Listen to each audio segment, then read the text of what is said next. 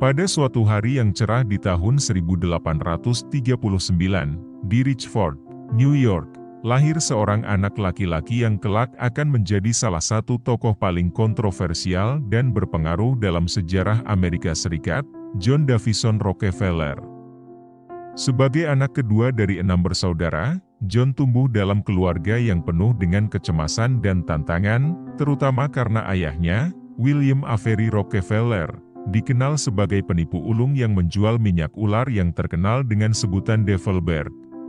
Meskipun terlahir dalam lingkungan yang serba sulit, pengaruh ibunya, Eliza Rockefeller, membentuk karakter John.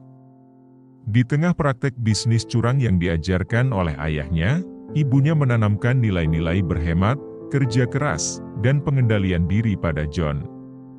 Bahkan sejak usia dini, John sudah menunjukkan bakat bisnisnya dengan menghasilkan uang dari tetangganya, seperti membesarkan ayam kalkun dan menjual potongan coklat saat berusia 12 tahun. Keberanian dan ketekunan John terus terlihat ketika ia mencapai usia 16 tahun dan berhasil menabung hingga $50. Mematuhi saran ibunya, dia meminjamkan uang tersebut kepada petani lokal dengan bunga 7%. Dan dalam 1 tahun pertama, John memperoleh pengalaman berharga tentang arti uang dan bagaimana membuatnya bekerja. Pada tanggal 26 September 1855, setelah berbulan-bulan mencari pekerjaan, John berhasil mendaftar sebagai asisten pembukuan di Hewitt Tutley, sebuah perusahaan perdagangan di Cleveland. Meskipun gajinya hanya 50 sen sehari, John merayakan hari tersebut setiap tahun untuk memperingati awal perjalanan karirnya di dunia bisnis.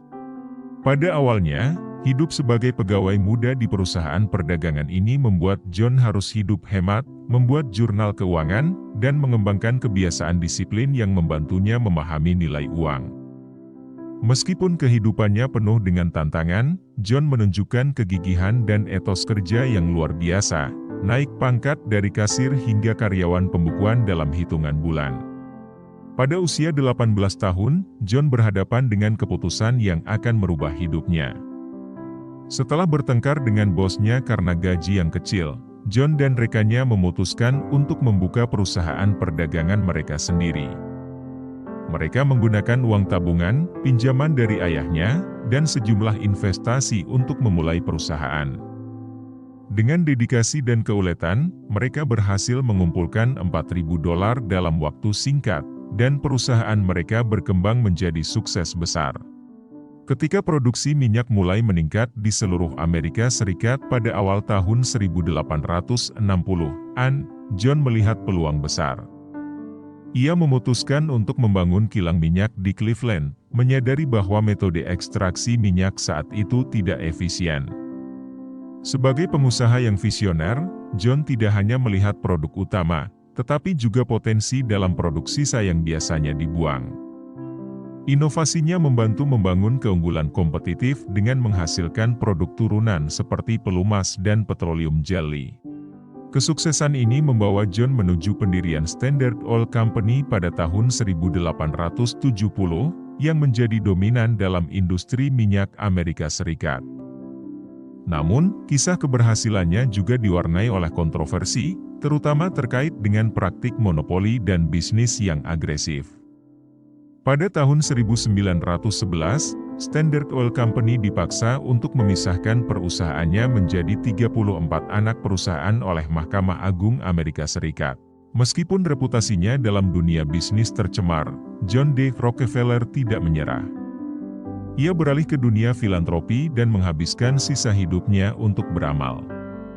Dengan mendonasikan sebagian besar kekayaannya, ia mendirikan Universitas Chicago dan Institut Penelitian Medis Rockefeller, yang kemudian menjadi Universitas Rockefeller. Yayasan Rockefeller yang didirikannya pada tahun 1901 menjadi pusat bagi banyak inisiatif filantropis, fokus pada pendidikan, agama, dan pengetahuan ilmiah. John menghabiskan hidupnya untuk memberikan dampak positif pada masyarakat, dengan menyumbangkan lebih dari $500 juta untuk proyek amal, termasuk pengembangan vaksin demam kuning dan pemberantasan penyakit cacing tambang di Amerika Serikat. John D. Rockefeller, seorang pekerja keras, pengusaha ulung, dan filantropis besar, meninggalkan warisan yang kompleks dan bermakna di dunia bisnis dan kemanusiaan.